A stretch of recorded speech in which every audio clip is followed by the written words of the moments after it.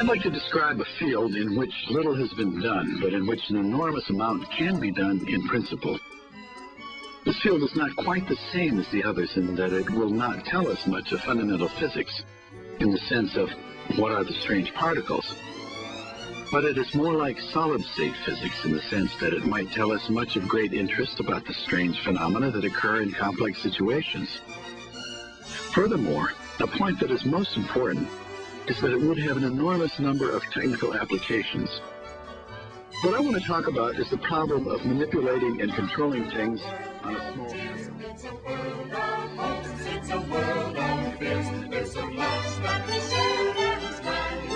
Materials 10 times stronger than steel at a fraction of the weight. And this is unbelievable to me. Molecular computers the size of a teardrop with the power of today's fastest supercomputers. To accelerate the march of discovery across all these disciplines in science and technology, I ask you to support my recommendation of an unprecedented $3 billion in the 21st Century Research Fund, the largest increase in civilian research in a generation. We owe it to our future.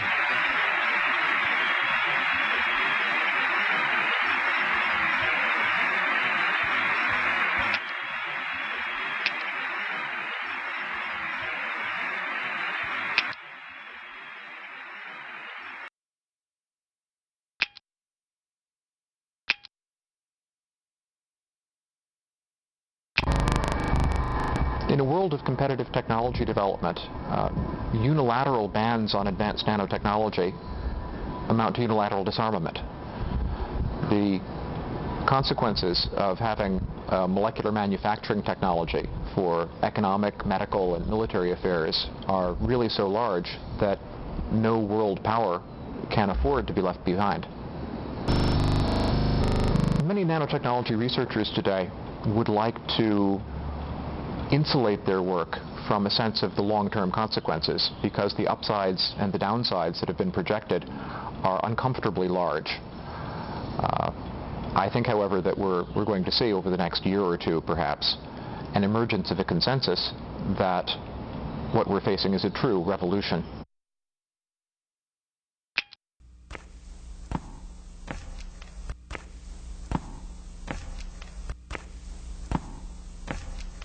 N is for nanotechnology, the study of things less than 1/1000th the width of a human hair. These are the building blocks of nature, and they can be rearranged to build some amazing things, like a light bulb that never burns out, or a car that can think, or a cell phone so small an ant could use it, or a shirt that can give you directions, or a tiny computer that can hold every book ever written. Or maybe some things we haven't even thought of yet, all in less than the width of a human hair. N is for nanotechnology, and it's brought to you by HP, a leader in this science of almost limitless possibilities. True revolution.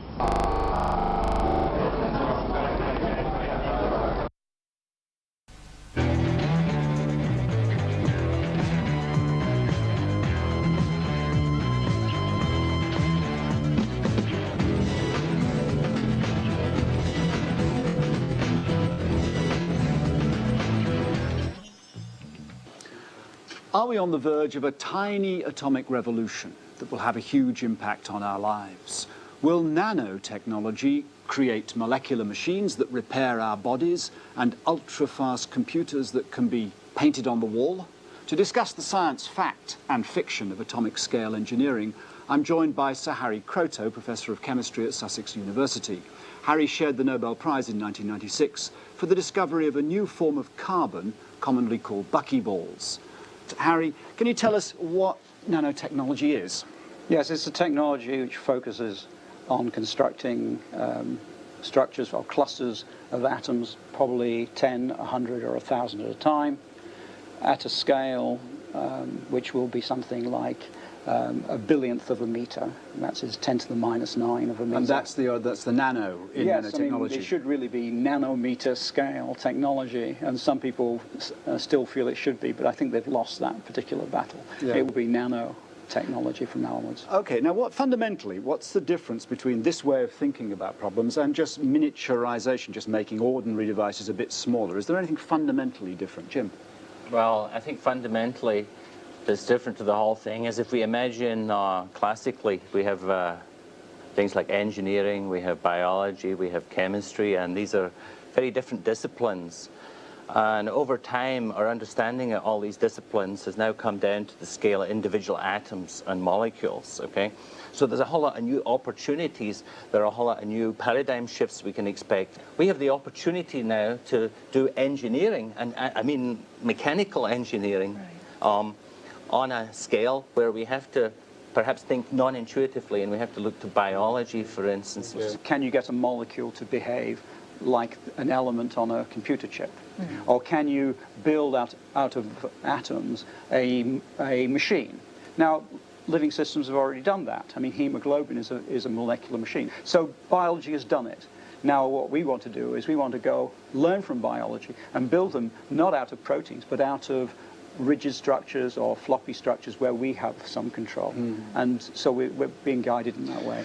These things self-assemble, and how one controls self-assembly is he who can control self-assembly sort of controls the future. Controls the future.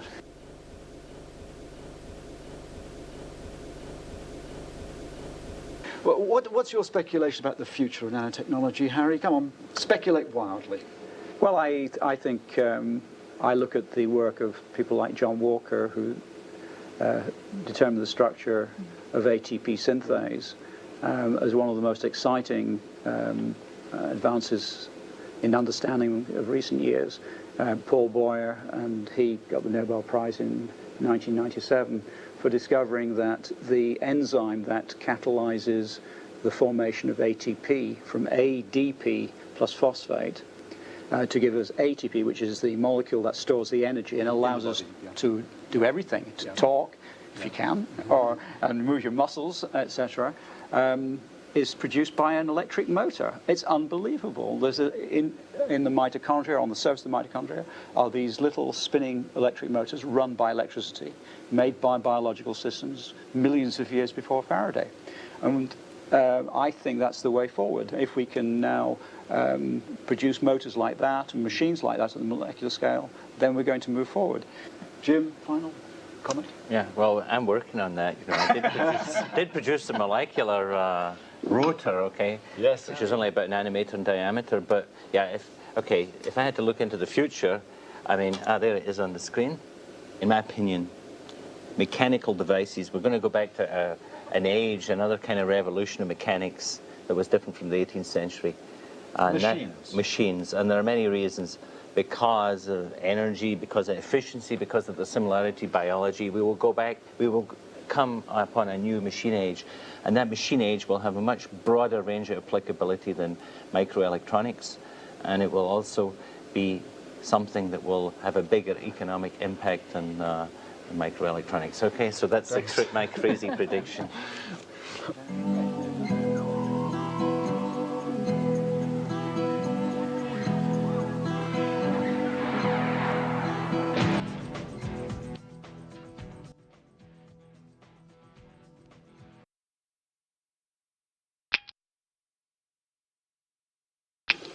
Nanotechnologists are making incredibly tiny biomedical devices that may someday deliver drugs inside your body or repair internal injuries.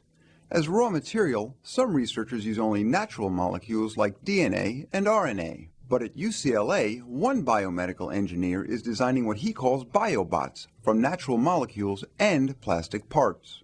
My goal is to be able to make devices where the line is blurred, where you can't tell where the living system ends and the engineering system begins. Carlo Montemagno says some of his biobots could replace damaged nerve cells with very, very small devices that that essentially are excitable. When an electric current hits it, they regenerate the electric current. So they're kind of like an artificial nerve cell. And so what Lou is looking at, make the bridge for severed nerves. BioBot's molecular parts supply them with energy. That allows us to add new functionality or to repair functionality that was gone and make it, instead of a prosthetic where you slap on top, you elucidate a repair that becomes part of the cell. Nanotechnologists can make these machines right now, but don't expect your doctor to write you a prescription for one anytime soon. I'm Oren Schoenfeld.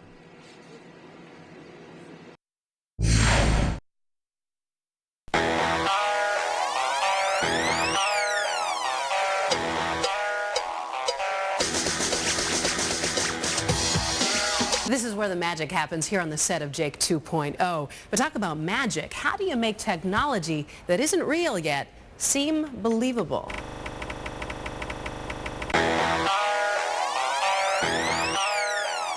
I realized pretty early on that when you're dealing with molecular-sized computers, the possibilities are endless. I mean, this guy can interface with technology. He's like a universal remote, and every one of his body functions is enhanced. Meaning what? Meaning that I can hear everything. The nanites, or nanobots, are completely integrated with his body's natural systems. Because the nanobots are microscopic computers, and he is now himself, half man, half machine, he is able to interface with technology, with computers. There's bionic hearing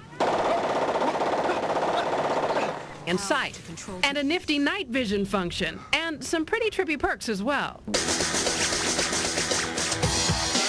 Some kind of future soldier. Some kind of future soldier. Some kind of future soldier. exactly.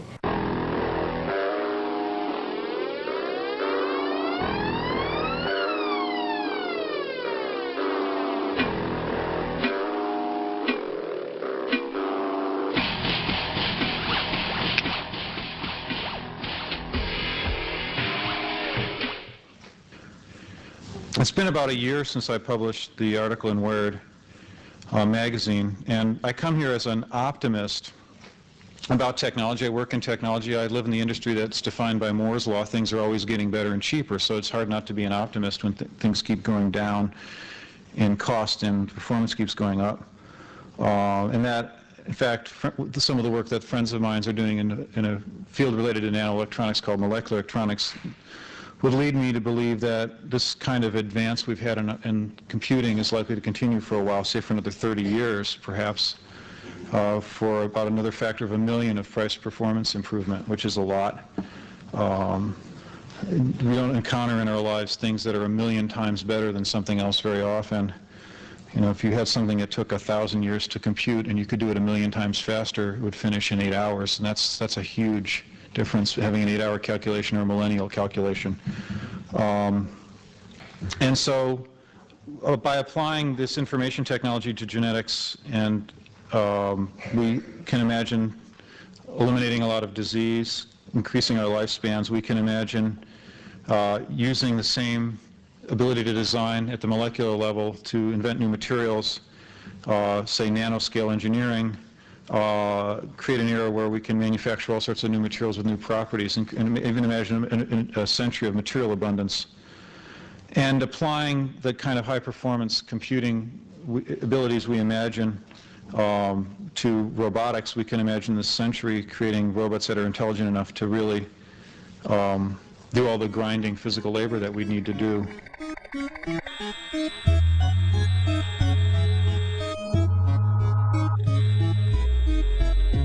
But the interesting thing about these technologies is they are fully dual use. In other words, the same technology that can do something really wonderful can do something really horrible in a way that a lot of the people, say in the military, the Defense Science Board and so on, talk about asymmetric conflict.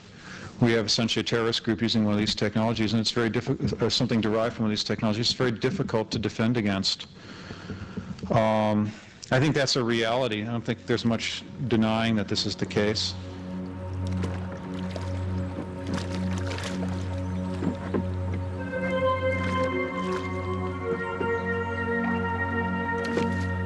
Now, it doesn't mean we know how to build machines based on a different kind of chemistry that can self-replicate, but we wouldn't have to build them on, we're allowed to use ATP. We don't have to do this thing completely de novo. We can build some hybrid nanotech, biotech thing for commercially useful purposes. In fact, there was one in Science or Nature magazine just a few weeks ago, a little thing that used ATP to store energy and had a propeller and would float around in your bloodstream. So you can start imagining building these things.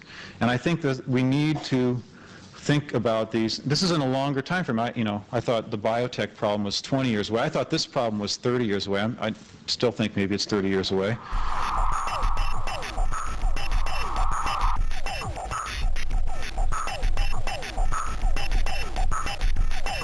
Robots would be a wonderful thing. I mean, they would bring huge benefits to society.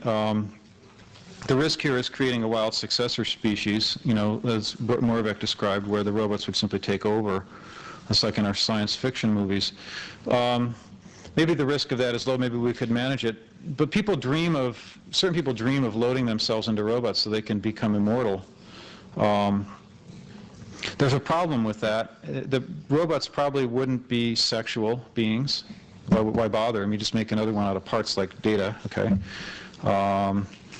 They would probably be Lamarckian in the original sense in that they can just pass experience between them with a file transfer, so, and they probably, I don't see why they would necessarily have an individual mind. They could just have optical links or high-speed wireless networking, and they could share experience and have some sort of collective mind. They probably look as much like wasps or ants as humans, and in other words, we're not the native form in cyberspace because we do have sexuality, individuality, and we have culture instead of Lamarckian kind of things going on. So I think that believing that if that's the dream of the robotic people is to become immortal through robotics, that dream has a pretty big flaw in it. But that doesn't mean they won't try and that we won't pay the side effect costs of trying to get there.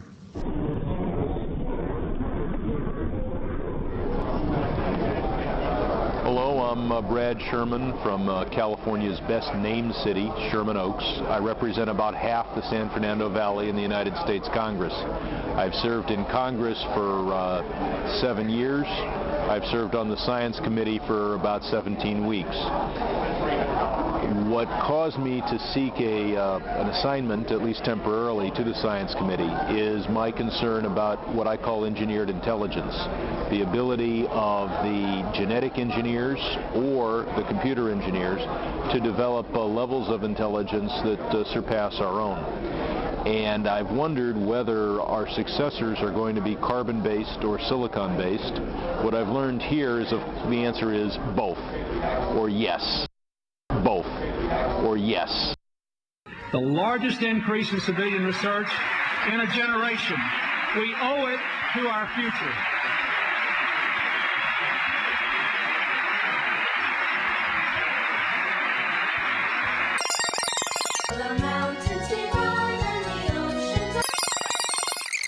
Nanoscale technologies are enabling industry to reshape our agricultural and food systems with atomically modified seeds, new pesticide delivery vehicles, surveillance technologies, and nanoscale food additives.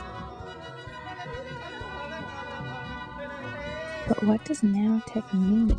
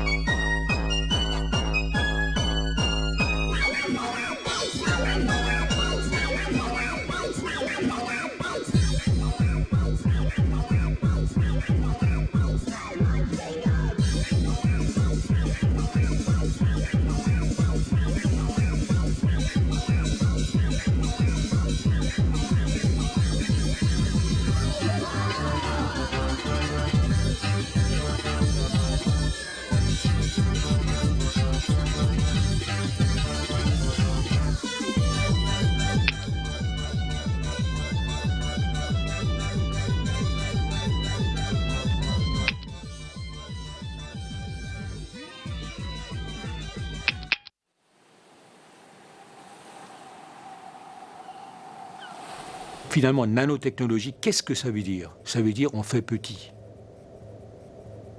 Hein? Donc, c'est un domaine tellement vaste. Non, ça veut dire ça. Nanotechnologie, on fait de la technologie au niveau très petit. Ça peut être de la chimie, ça peut être de la physique, ça peut être de la biologie, ça peut être des matériaux, ça peut être du médical, ça peut être un tas de choses. Donc, après tout, c'est un concept tellement vaste qui fait de tort à personne de le pousser. Et donc, allons-y.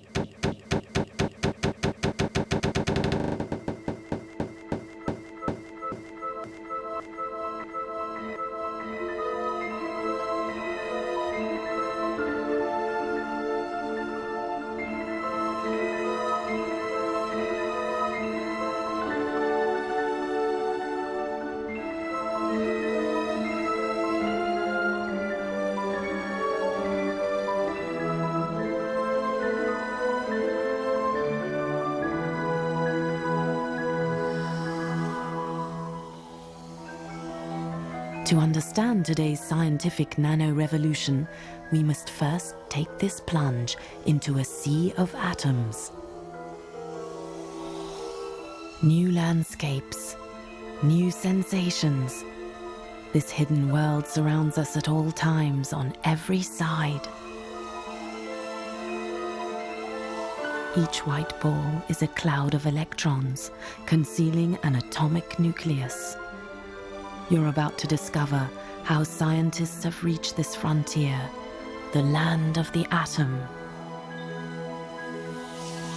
and opened up an infinite new field of research and practical applications.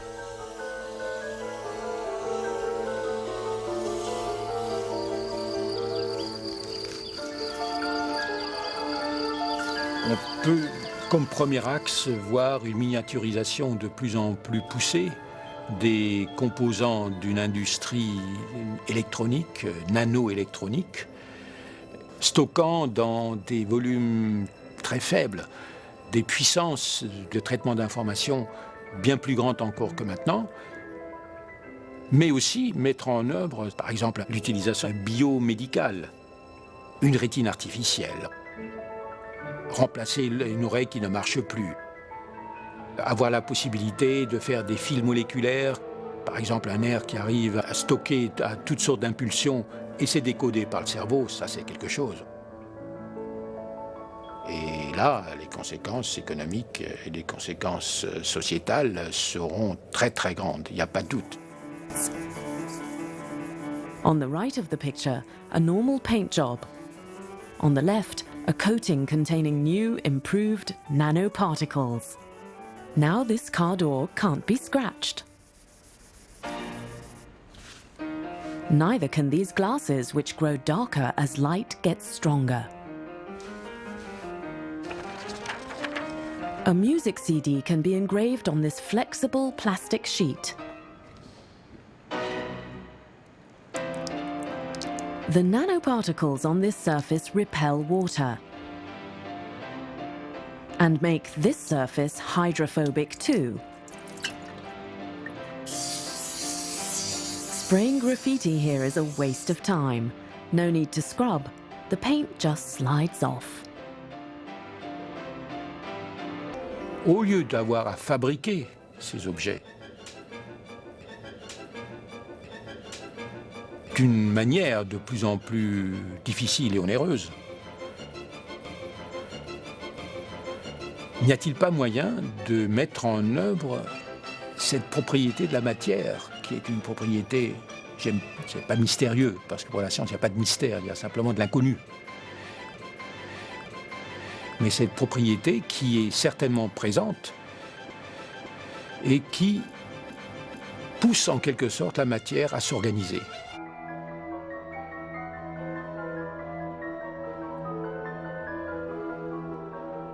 On peut dire que certaines architectures ont plus un aspect de nanoélectronique que d'autres. Et je peux éventuellement vous montrer quelques cas qui évoquent des circuits, une circuiterie électronique, comme par exemple donc ceci. Cependant, c'est de la chimie. Ces petits ronds-là, dans les exemples que j'évoque ici, ce sont des ions métalliques. Et voilà la barrette. Il y a 3 encoches là, là et là. Ces 3 encoches peuvent interagir avec des ions argent. L'argent, c'est un sel, donc c'est un solide, mais qu'on dissout dans un solvant. L'autre, la molécule, est un solide, mais qu'on dissout dans un solvant. On mélange les deux, et puis ça se fait. Tout de suite, en 1 milliseconde, c'est fait. Par assemblage spontané. Each of these circuits could spontaneously connect to similar circuits, increasing memory capacity.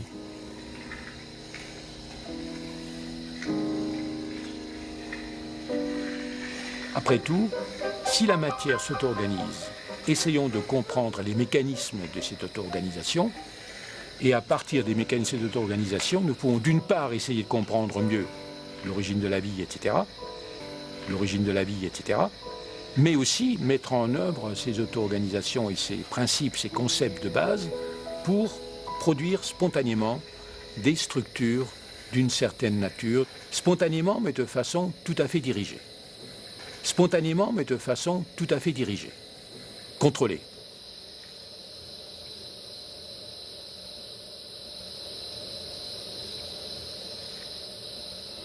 Et petit, ça veut dire aussi peu de matière, peu d'énergie. Donc c'est tout à fait, si je puis dire, écologique même. Plus la science avance, et plus elle générera des objets de plus en plus petits et donc de plus en plus complexes, moins ça va consommer d'énergie, moins ça consomme de matière. Notre calculateur le plus puissant, c'est le cerveau. Il est auto-organisé, c'est clair, il n'a pas été fabriqué. Mais il se fait tout seul avec des molécules. C'est cet objet qui se fait avec une complexité fantastique, c'est vrai. Mais tout ça, ça suit un certain schéma. Ça suit un plan de complexification qui est établi. Je vous cause, je suis connecté. Le cerveau, il contrôle ma voix. En même temps, je vous vois, je vous entends. Donc, il est autoconnecté. Donc, la matière a réussi à produire quelque chose qui est l'ordinateur le plus puissant qui existe, qui est un ordinateur qui s'auto-organise, qui s'auto-connecte.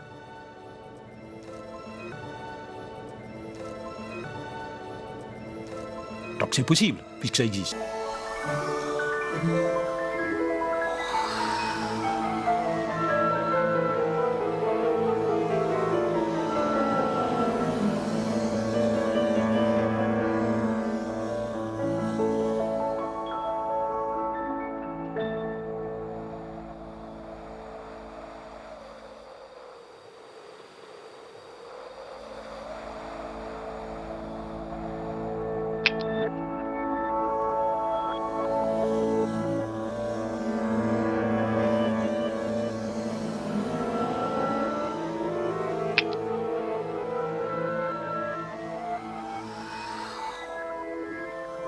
Quand on définit les nanotechnologies par l'échelle des phénomènes, on dit que l'initiateur de ce programme, c'est le physicien américain Richard Feynman, dans une fameuse conférence donnée au Caltech, California Institute of Technology de Californie, et dans laquelle il prévoyait effectivement qu'on serait bientôt, c'était dans les années 50, et le bientôt est arrivé, disons, 30 ans après, 40 ans après, il serait bientôt possible de manipuler la matière atome par atome. Bon. Moi je crois que la véritable, ce qui est vraiment à l'origine du programme nanotechnologique, c'est une conférence donnée au même California Institute of Technology, mais une décennie plus tôt, par le grand mathématicien et physicien John von Neumann, sur le thème des automates, ou plutôt de la capacité de concevoir, la capacité humaine de concevoir et de réaliser un automate, c'est-à-dire par étymologie, un être qui a le principe de son propre mouvement en lui-même, hein, un être capable d'autonomie, d'auto-organisation. Von Neumann, par une conjecture, dite conjecture sur la complexité, prévoyait qu'il n'y avait aucun obstacle logique à cela. Et il prévoyait que bientôt, bon, nous n'en sommes pas encore vraiment là, plus de 50 ans après, bientôt, l'homme serait capable de construire des créatures qui lui échappent en complexité.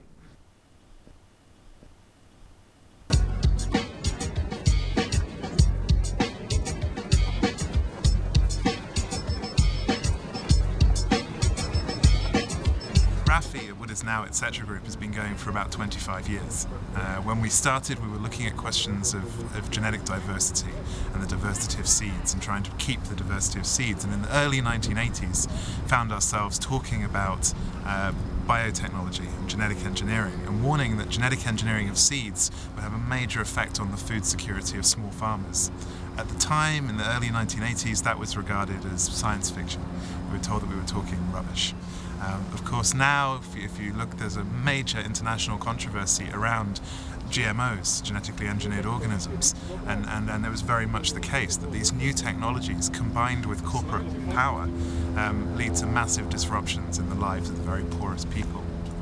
And that really led us to start to look at new technologies in a systematic way and say, well, what are the other new technologies that are coming through that are going to be highly disruptive and that society needs to be looking at properly? And in the last 3 to 5 years, it's become extremely apparent that nanotechnology is probably the most disruptive technological platform that we've ever seen. And what astonished us was that nobody was looking at it.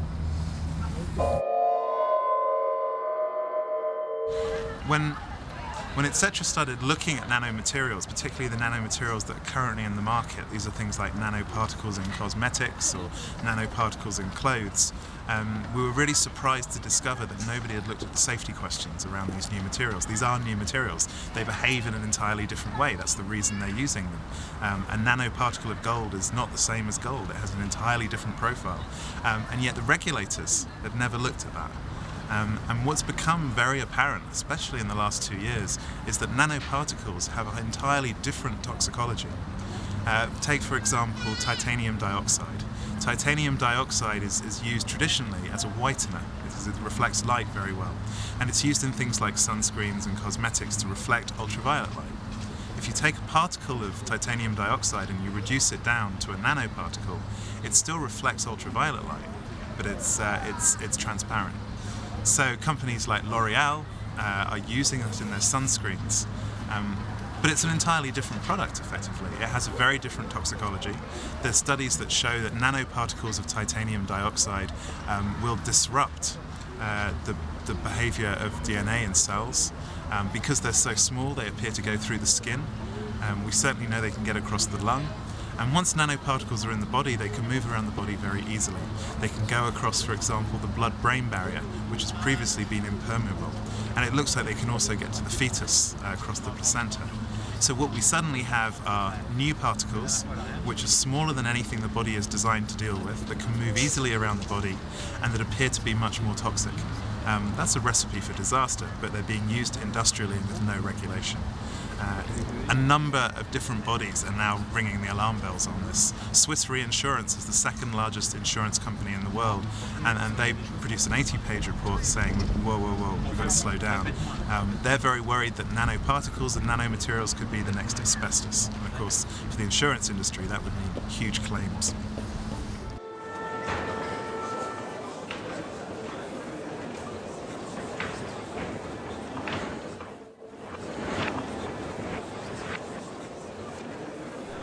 Je passerai très vite sur les risques. Pourquoi? Parce que, bon, ils existent, hein, mais ils sont à peu près bien, les problèmes sont à peu près bien posés au niveau des risques. Ils sont loin d'être résolus, mais disons que les scientifiques d'un côté, les industriels de l'autre, ont compris qu'il y a des risques associés aux nanoparticules. Ces risques sont des risques qui sont des risques communs à toutes les technologies. Ce que dit d'ailleurs le rapport français, il dit « Oui, bien sûr, les nanotechnologies posent des risques, mais comme toutes les technologies les nouvelles technologies posent des risques, soyons assez confiants, ils seront résolus en temps utile. » Donc il y a incontestablement des risques associés en particulier aux nanoparticules, qui sont des risques qui tiennent à leur taille, en particulier à leur interface avec les systèmes vivants, risque d'inhalation, risque d'absorption et d'ingestion. Mais c'est le même problème que celui de l'amiante, en gros. Il y a aussi un problème du devenir des nanoparticules dans les sols, du fait de leur degré de solubilité. C'est un risque environnemental ajouté au risque sanitaire. Je vous passe, si on veut, tout à l'heure, on verra où on en est de ces questions. Disons qu'on a une méthodologie pour aborder ces risques et des motivations pour les aborder. Pourquoi? Parce que les assurances ne veulent pas assurer les compagnies qui fabriquent aujourd'hui déjà à la tonne des nanotubes de carbone. Donc là, il y a des motivations, le problème est bien posé, il est loin d'être résolu, mais on est dans le domaine de la prévention. Un exemple, l'an dernier, une firme américaine a injecté des nanoparticules au Nouveau-Mexique, je crois, près de la frontière mexicaine, sur un territoire équivalent à peu près à un département français, pour stabiliser le sol. Bon. Et je crois que du point de vue de l'objectif visé, ça a été couronné de succès. Mais personne ne sait, et évidemment il n'y a aucune réglementation actuellement, ce que ces nanoparticules peuvent produire comme effet non désiré. Par exemple, est-ce qu'elles vont migrer? Est-ce qu'elles vont entrer dans la chaîne trophique, dans la chaîne alimentaire ou non? Et qu'est-ce que ça va donner comme résultat? Personne ne sait. So when we looked to see whether there are any regulations around nanotechnology, we were pretty shocked to discover there are none anywhere in the world. And so we thought, okay, well, starting with safety, what are the ways in which you handle nanoparticles and nanomaterials in the laboratory? And it turns out there aren't even any agreed protocols for how to handle nanomaterials in the laboratory. In some places, such as South Africa, they'll handle them as if they were handling Ebola or HIV virus. They'll be very, very careful. Other places in France, we have people saying, sometimes we wear protective gear, sometimes we don't. So a complete disparity. So it felt to us that the most important thing that needs to be done is this work needs to stop until there's an agreement on just how to handle these materials, quite besides all the big societal issues and other questions. So we've said there needs to be a moratorium, not just on production of nanomaterials, not just on selling them, but actually handling them in the laboratory. That until the scientists themselves can agree what are the safety issues and how to handle them, they shouldn't be doing this. And of course there are lots of other issues around waste streams, for example, and certainly these products shouldn't be being put on the market. Nanotechnologie. L'étude des choses 1000 fois plus petites qu'un cheveu. Ce sont les briques élémentaires de la nature et elles peuvent être réassemblées pour construire des choses étonnantes. Comme un téléphone si petit qu'une fourmi pourrait l'utiliser. Comme un téléphone si petit qu'une fourmi pourrait l'utiliser. Un minuscule ordinateur contenant tous les livres qui puissent exister. Ou peut-être même des choses que nous n'avons pas encore imaginées. N comme nanotechnologie. Une science aux possibilités quasi infinies.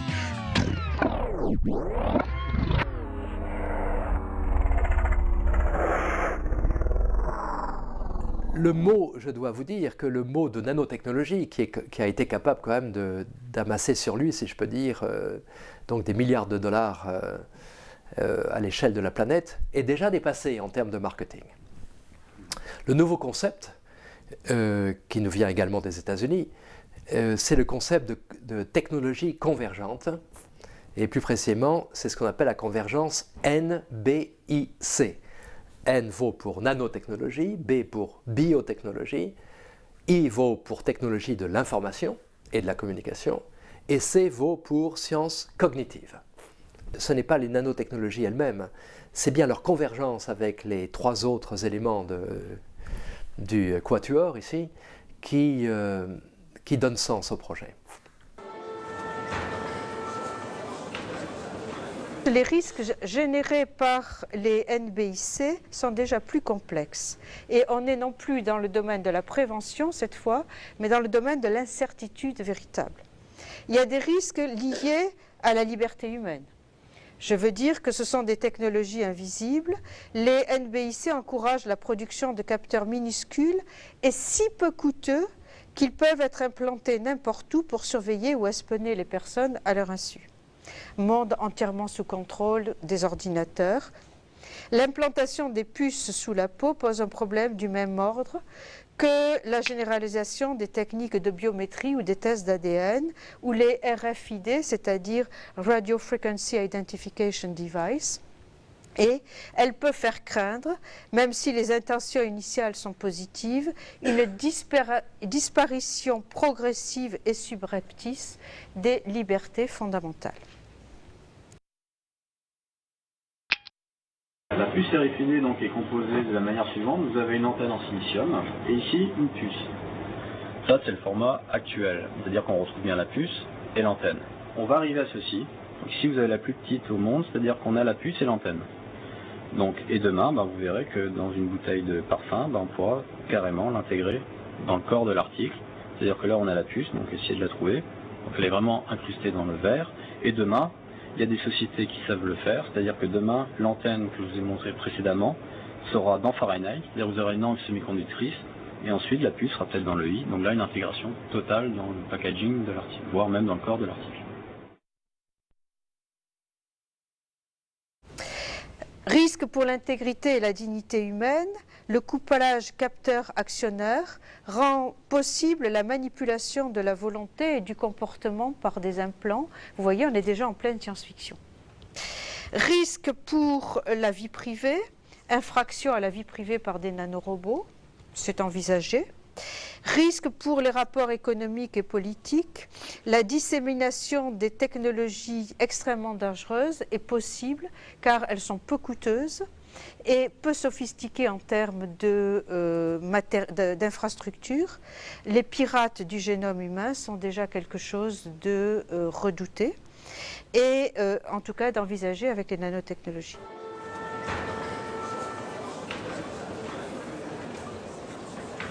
Il n'y a pas de science, il n'y a pas de programme scientifique et technique sans ce que l'épistémologue viennois puis britannique Karl Popper appelait un programme métaphysique de recherche.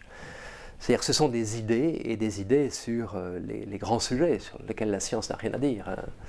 Qu'est-ce que le temps, qu'est-ce que le monde, qu'est-ce que le sujet, qu'est-ce que le moi, etc. Ce sont des réponses à ces grandes questions qui sont derrière les programmes scientifiques. Et je crois que la convergence des nanos, des bio, des infos est mue par les idées qui nous viennent des sciences cognitives. Alors quelles sont ces idées? Quel est ce programme métaphysique de recherche? Eh bien, je crois que la grande idée, c'est que tout dans l'univers est fondamentalement pas matière ni énergie, mais information. Le grand physicien quantique américain John Archibald Wheeler a une formule extraordinaire pour décrire ceci, pour dire ceci. C'est en anglais donc it from bit. It, c'est ce qui existe, le ça, ce qui existe dans le monde, l'étant, comme dirait un heideggérien. From, à partir de, bit, l'unité d'information. C'est-à-dire ce qui existe vient de l'information. Au départ, il y a de l'information. Tout dans le monde est information. Dans l'histoire des idées, et ça n'est pas assez su, je pense, c'est l'esprit humain, ou l'esprit tout court, je dirais, qui a d'abord été conçu en ces termes. En 1943, avec ce qu'on n'appelait pas encore tout à fait la cybernétique. Ces gens qui ont dit qu'est-ce que l'esprit? C'est la même chose que le cerveau, et c'est une machine informationnelle. On ne pouvait pas dire à l'époque un ordinateur, il n'existait pas encore, ou il allait exister. Ce n'est pas l'ordinateur objet scientifique et technique qui est à l'origine de ces idées. Au contraire, il en est la conséquence. On ne sait pas assez ça, puisqu'on dit toujours la métaphore de l'ordinateur, etc. Bon. Donc l'esprit humain d'abord a été pensé en termes de machine informationnelle. Ensuite, ça a été bien sûr la vie, mais dans un second temps seulement, avec ce qu'on a appelé le groupe du phage, qui a amené à la révolution de la biologie moléculaire et le prix Nobel donné à Watson et Crick. Et là, tout le monde le sait, la métaphore centrale, c'est le génome, ce dans quoi est en principe écrit le programme de l'être vivant ou de l'organisme. Le génome, alors on dit couramment c'est un programme d'ordinateur, mais là aussi on inverse la chronologie. Le génome est une machine informationnelle, une machine cybernétique. Aujourd'hui on peut dire que c'est un ordinateur, puisque l'ordinateur est un autre exemple de machine informationnelle, mais il n'existait pas à l'époque. Puis ensuite est venue la nature elle-même, le cosmos. Tout le cosmos, toute la nature, c'est-à-dire les lois physiques, sont réductibles à un calcul qu'on dit algorithmique, c'est-à-dire une machine de calcul que réalise une machine algorithmique, une machine informationnelle. On pourrait dire simplement aujourd'hui un ordinateur. Mais encore une fois, en inversant la cause et la conséquence. Voilà, c'est ça le programme métaphysique. Alors évidemment, si on conçoit que tout est information, alors l'idée, plutôt le projet qui vient automatiquement, c'est celui de se rendre maître de ces machines informationnelles, d'en concevoir de nouvelles, d'artificielles justement. Hein, et c'est ainsi que la neurophysiologie laisse la place à l'intelligence artificielle justement. Et de mettre ces machines informationnelles au service, en principe, de l'humanité. 3 technologies et une science sont en train de se rencontrer, et elles se rencontrent en particulier au niveau de l'usage d'un langage commun. Le langage commun, c'est le langage de la métaphore de la machine moléculaire. Aussi bien les biologistes moléculaires que les neurobiologistes, que les informaticiens, tout le monde parle de machines moléculaires. Et les métaphores, nous le savons, nous, philosophes, ne sont pas des simples artifices de langage. Les métaphores, en général, ont du poids et elles cachent un programme qui est d'ordre à la fois métaphysique et politique. Tel est en tout cas le sens du rapport rédigé en juin 2002 par Rocco et William Bainbridge qui s'appelle Converging Technologies for Improving Human Performance. C'est-à-dire que l'objectif clair du programme, c'est d'augmenter les performances humaines. Et c'est présenté comme un processus, dans le rapport de 2004, processus de coévolution, non seulement des disciplines entre elles, mais du potentiel humain et des technologies convergentes. Donc il y a vraiment une naturalisation et l'idée d'une coévolution des humains et des technologies.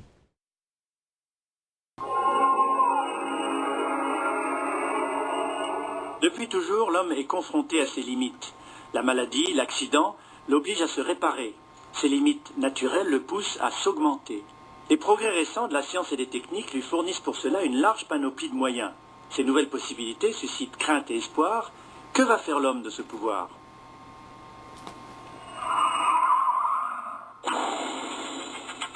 Le développement des biomatériaux et des implants électroniques permet aujourd'hui d'intégrer au corps des organes et des membres artificiels de plus en plus perfectionnés qui remplacent des fonctions défaillantes. Il est désormais possible de stimuler localement les muscles de membres paralysés, de réguler le rythme cardiaque, de restituer un certain niveau d'audition, tandis que l'on tente actuellement de réactiver la vue électroniquement. Le corps fusionne avec la machine, il devient un système hybride entre biologique et électronique. Nous entrons dans l'ère de l'homme bionique. Rapprochons-nous de l'épiderme. Depuis plusieurs années déjà, l'homme maîtrise dans certaines thérapies la greffe de tissu obtenue à partir de cellules souches. Il sait par exemple cultiver des cellules pour reconstruire la peau. Plongeons à présent au cœur de l'organisme, là où agissent les médicaments et les substances stimulantes, hormonales ou anabolisantes que l'homme avale ou s'injecte. On cherche aujourd'hui à rendre ces molécules plus efficaces en affinant leur ciblage grâce aux nanotechnologies. Celles-ci permettront sans doute un jour d'envoyer dans le corps de l'homme des nanorobots chargés d'administrer très précisément certains médicaments ou même de nettoyer ses artères, mais pour l'heure, la nanomédecine reste un concept futuriste. Des recherches portent aujourd'hui sur la réalisation de vêtements communicants qui, selon les cas, permettent une localisation permanente de leurs porteurs, leur connexion à Internet, au réseau téléphonique ou à des banques de données. L'homme s'équipe d'outils de communication de plus en plus miniaturisés, de plus en plus nomades, qui se rapprochent de son corps.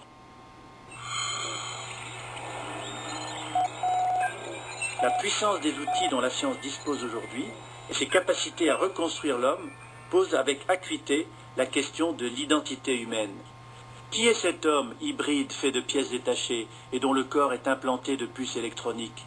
Qui est cet homme communiquant avec le reste du monde depuis des émetteurs placés en contact direct avec son corps ? Et cet homme en construction, est-il un espoir ou une crainte pour l'avenir ? De manière assez étonnante, ma recherche philosophique sur le programme NBIC est devenue partiellement une enquête policière lorsque j'ai découvert que ce groupe international qui s'appelle les transhumanistes avait réussi à noyauter un certain nombre d'organismes de premier plan, commencé par la National Science Foundation, le Pentagone et d'autres lieux encore. Leur programme, leur agenda, comme on dit, est très net et très clair. Et d'ailleurs, on trouve leurs textes sur le web, n'est-ce pas, sur la toile. C'est grâce à la convergence des nano, des bio, des infos et des sciences cognitives d'accélérer le passage à l'étape suivante de l'évolution biologique. Alors cette étape, là il y a plusieurs variantes, n'est-ce pas? C'est une étape dite post-humaniste, évidemment. Transhumanisme veut dire humain en transition, mais l'étape finale c'est le post-humanisme. Et là, suivant les variantes, ça peut être des hybrides de machines et d'êtres humains, ou carrément des machines, intelligentes, conscientes, douées d'affect, etc.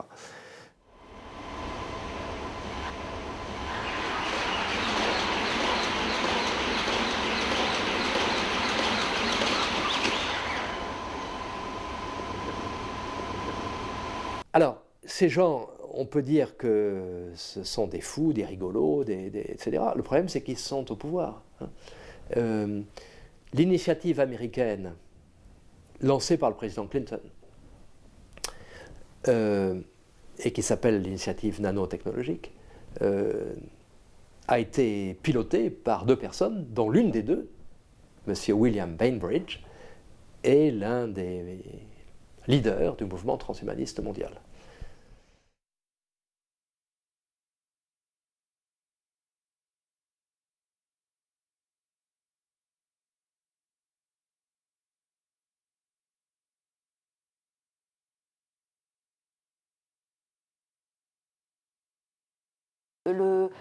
Les gens les plus clairement installés dans l'espace transhumaniste en France, en Europe, ce sont les mutants, hein, le groupe des mutants. Ils ne sont pas forcément très importants, mais ils sont assez actifs, enfin très importants en nombre, je veux dire, hein, mais ils sont assez actifs et ils ont pas mal de liens avec des réseaux de philosophes, ça discute, c'est pas, c'est des milieux intellectuels, hein, c'est pas des milieux de gens qui s'improvisent, c'est assez, alors avec une circulation toujours avec en arrière-fond la fiction, hein. La science-fiction. Oui. Et d'ailleurs historiquement ils se sont fondés eux avec la science-fiction comme ancrage. Bon, c'est difficile de faire la part des choses sur leur impact et sur leur... bon, ils semblent assez reliés, en tout cas dans leur métier, ils sont pour beaucoup dans des métiers de l'industrie pharmaceutique. Shoulder up, elbow straight, elbow back, shoulder down, elbow down. Are you actively closing the hand, or you're just not doing anything with the hand? I'm not doing anything with it at the present time. Kathy wants me to keep it closed, and I'm going to open it. Keep it open. Okay. Elbow down, shoulder up, shoulder down. Got a little rotation in there.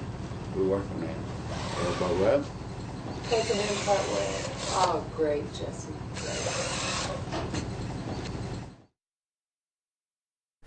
Derrière tout ça, je l'ai dit, il y a l'idée que l'homme lui-même n'est qu'une machine computationnelle et informationnelle, son esprit.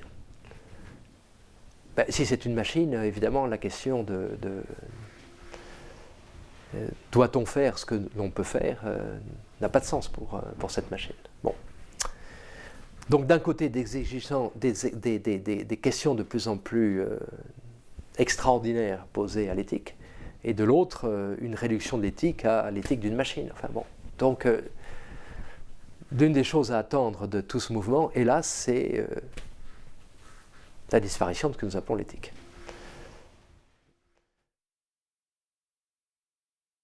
Je ne connais personne sur la Terre depuis la nuit des temps qui est capable de décider entre le yin et le yang sur chacune des applications technologiques depuis que Cro-Magnon a décidé de taper sur son voisin. Je ne connais aucune invention qui soit déroulée vraiment dans le calme. Pendant la machine à vapeur, on trouve des écrits évidents qu'il y en a qui n'en voulaient pas, que ça allait causer je sais quelle maladie. Donc ça ne se passera jamais dans le calme, parce qu'il y a toujours ceux qui veulent protéger, ils ont raison, les acquis, et ceux qui veulent explorer. Il y a toujours entre les deux un conflit. Même dans certains débats très simples, le principe de précaution est tellement empoisonnant qu'on a l'impression qu'on ne peut même plus bouger un pied devant l'autre, quelles que soient les structures de contrôle que l'on met en place. Alors, est-ce qu'il faut tout arrêter? Pourquoi pas? C'est là que ça s'appelle la croissance zéro. Donc, encore une fois, c'est très compliqué, parce que ça nous vient de la nuit des temps. Est-ce qu'on a interdit, est-ce qu'il y avait un comité d'éthique qui a interdit à Cro-Magnon de faire une massue? Et je suppose que dans sa tribu, il va y avoir des pour et des contre. Et c'est le même problème.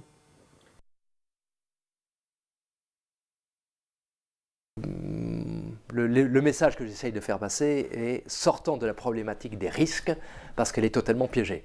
Car si vraiment on doit penser en termes de risque, alors le premier risque qui est sur le devant de la scène, c'est le risque de ne pas être dans la course, car effectivement, le programme nanotechnologique fait déjà l'objet d'une course, et d'une course effrénée, et à coût de milliards de dollars, comme vous le disiez, entre essentiellement trois grands blocs. Le bloc nord-américain, les États-Unis d'Amérique et aussi le Canada, l'Union européenne et le bloc asiatique, qui fait peur à tout le monde, essentiellement la Chine, le Japon, la Corée du Sud et Taïwan. Bon. C'est une course scientifique, certes, et technologique, évidemment, mais c'est aussi une course, et avant tout, une course industrielle, donc une course aux emplois, et il faut ajouter, c'est une course déjà aux armements. Et on peut penser que les nano-armes seront à la bombe atomique, ce que la bombe atomique était à la fronde, disons. Donc il faut être dans la course. Alors évidemment, s'il faut être dans la course, ça ne donne pas tellement le temps de réfléchir.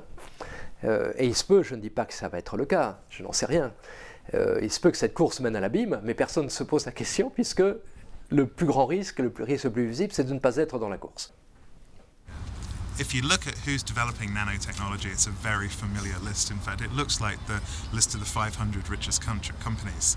Exxon, Unilever, Nestle, Monsanto, Bayer, Syngenta, IBM, Fujitsu. It's very clear that this is a technology that's driven by exactly the same people who are driving global trade and globalization, and the same companies that are driving the economy at present. So what we're seeing is the next technology by which these companies will leverage their power even more.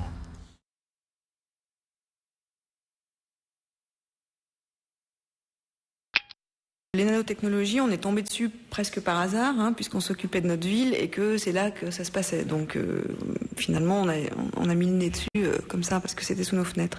Et ce qu'on a découvert, oui, il y avait de quoi nous mettre vraiment en colère. Contrairement à ce que disent les élus et les scientifiques, on n'a pas peur. On n'a pas peur, on est en colère, vraiment. Parce que les nanotechnologies, c'est un monde sous contrôle électronique, c'est-à-dire que là, en ce moment, sortent des laboratoires des puces microscopiques, voire bientôt nanoscopiques, qui ont des capacités de communiquer leurs informations à distance, par exemple. Et donc, l'idée, c'est de les mettre partout. Donc, dans les objets qu'on achète, dans nos papiers d'identité, les passeports biométriques électroniques, c'est une puce sans contact, ce qu'on appelle sans contact. Déjà, on puce les animaux, les chevaux, les chiens, les chats, etc. Et puis, il y a des gens qui se font pucer. On met des puces sous la peau des gens. Et donc tout ça, c'est un monde où on est en permanence tracé, pistable, repérable, et on sait tout ce qu'on a fait, où on est passé, avec qui on est. Et ça, c'est ce qui se prépare. C'est un marché énorme pour les industriels. Et à Grenoble, il y a beaucoup de boîtes qui bossent là-dedans. Ils font du lobbying à fond en disant c'est ça le prochain marché. Après le téléphone portable, c'est vive la RFID. Donc ça, c'est une des choses que nous on dénonce, c'est le fait de vivre dans un monde de la traçabilité et sous contrôle électronique. Voilà. Donc évidemment, l'armée est intéressée au premier chef par les nanos. Michel Alliot-Marie est venu au mois de mars à Grenoble rappeler tout l'intérêt de l'armée pour ses recherches. Donc bon, c'était assez drôle puisque nous, ça fait des années qu'on le dit et des années qu'on nous dit mais non, c'est pas vrai. Donc là, elle a craché le morceau. Il y a quelque chose de très important à comprendre, c'est que les nanotechnologies, c'est pas un projet scientifique, c'est un projet politique et philosophique. Parce que en République, en démocratie, et depuis, je crois, une centaine d'années, tout citoyen est réputé compétent pour les affaires de la cité. Si les gens s'estiment pas compétents, il faut qu'ils rendent leur carte d'électeur. Si les nanotechnologies étaient juste un projet scientifique, ça me regarderait pas beaucoup. Enfin, ça pourrait éventuellement piquer ma curiosité, comme je m'intéresse à l'astronomie ou aux insectes. En tant que co-sociétaire de la société, j'aurais rien à dire. Mais là, on a quelque chose à dire, et on est sommé, on doit tous dire quelque chose sur les nanotechnologies, comme nous avons tous quelque chose à dire sur les OGM ou sur le nucléaire. Voilà, à suivre. Merci à tous. C'était un reportage d'Antoine Chao à la technique. Il ne s'agit pas seulement de freiner la technique. C'est-à-dire il faut voir que il ne s'agit pas de freiner la technique, il s'agit de faire des choix. C'est-à-dire il s'agit de dire oui à certaines choses et non à d'autres. Donc ça s'appelle freiner la technique quand c'est les OGM, puisqu'on n'a pas laissé faire les choix. Pour les nanotechnologies, ce sera pareil. Si on laisse faire les choix, ça ne sera pas freiner la technique, ça sera oui à certaines nanotechnologies. C'est ça la grande différence. Et les scientifiques eux-mêmes vont être, à mon avis, prochainement très très embêtés, et ils le sont déjà avec les lois de bioéthique, avec les freins qui peuvent être mis sur l'accès à la matière première, en l'occurrence les embryons humains ou les ovules de femmes. Bon, ils ont bien vu que, en fait, avec des lois qui encadrent les usages, parce qu'en fait les lois de bioéthique, c'est bien le cadre dont on parlait tout à l'heure,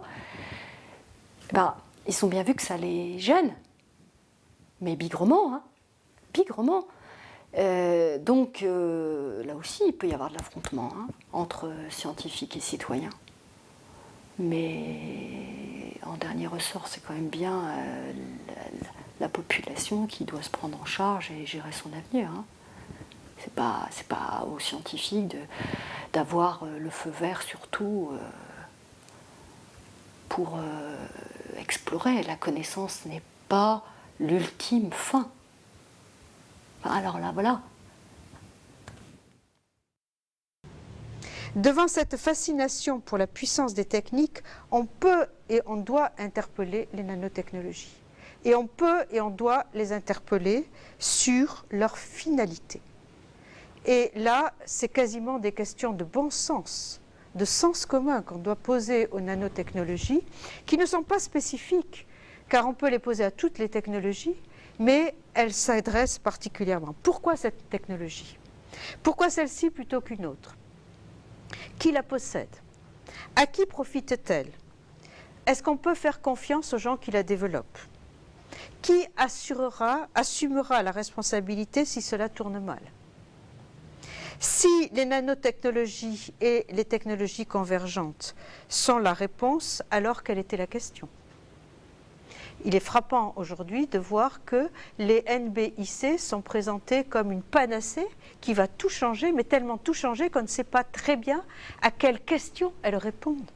Et en tout cas, elles posent des problèmes, et aujourd'hui on est en quête des problèmes qu'elles pourraient bien résoudre. Et je pense que on peut, même à la limite, si on a identifié les problèmes, alors se demander, est-ce que c'est vraiment la seule réponse? Est-ce qu'il n'y en a pas d'autres? Et enfin, est-ce que cela justifie tous les investissements consentis? Est-ce qu'on ne pourrait pas investir dans des programmes de recherche ailleurs? Alors je pense que l'ingénieur nanotechnologique de demain sera très différent de l'ingénieur d'aujourd'hui. L'ingénieur d'aujourd'hui, c'est quelqu'un à qui on donne un cahier des charges. Par exemple, concevez-moi un engin qui permet d'aller d'un point à un autre de manière économique et qui permet de transporter 4 personnes. Bon, et il vous fabrique une voiture. OK. Donc cet ingénieur-là, il est content de lui-même et il est jugé selon que sa réalisation est conforme au cahier des charges. Je crois que l'ingénieur de demain, dans l'esprit de von Neumann, il sera content de lui-même lorsqu'il aura réalisé un être qui le surprendra.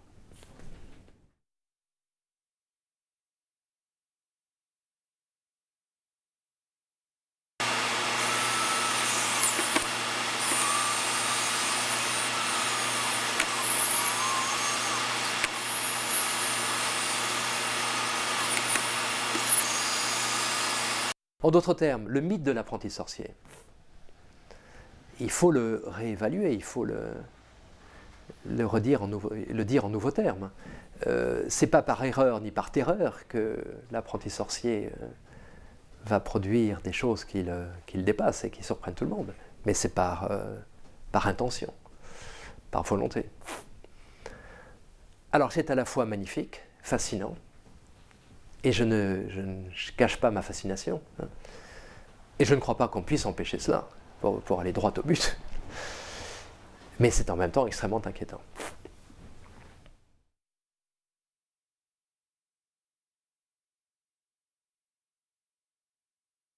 We owe it to our future.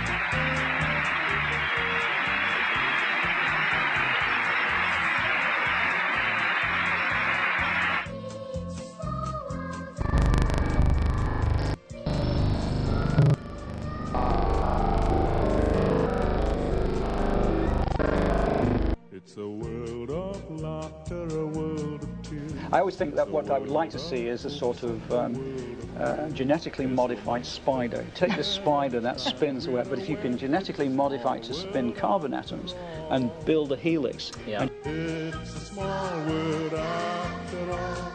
It's a small world after all.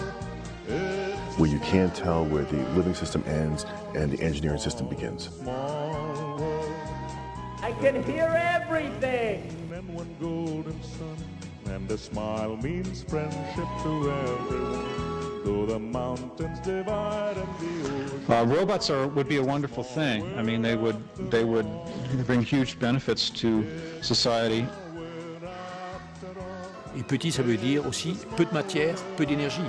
Donc c'est tout à fait, si je puis dire, écologique même. Si les nanotechnologies et les technologies convergentes sont la réponse, alors quelle était la question? Ses capacités à reconstruire l'homme posent avec acuité la question de l'identité humaine.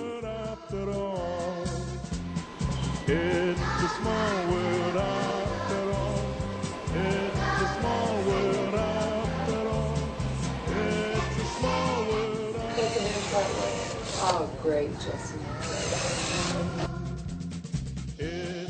Est-ce qu'on a interdit, est-ce qu'il y avait un comité d'éthique qui a interdit à Cro-Magnon de faire une massue?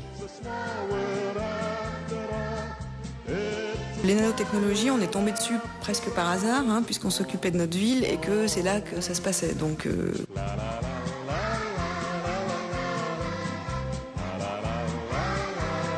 Exxon, Unilever, Nestlé, Monsanto, Bayer, Syngenta, IBM, Fujitsu. Là, je vois quand même qu'on nage en plein délire. Et les scientifiques ne sont pas vigilants là-dessus. Et ils risquent de le payer très cher. Parce que lorsque l'opinion publique va se réveiller en France, ça va être pire que les biotechnologies. Ils se mordent les doigts pour les biotechnologies. D'ailleurs, ils sont paralysés, ils le disent tous, ils sont paralysés par la peur que le fiasco des biotechnologies se reproduise. Puisqu'aujourd'hui, la moindre réalisation biotechnologique fait pousser des cris d'orfraie, etc. Bon. Mais là, ça va être bien pire.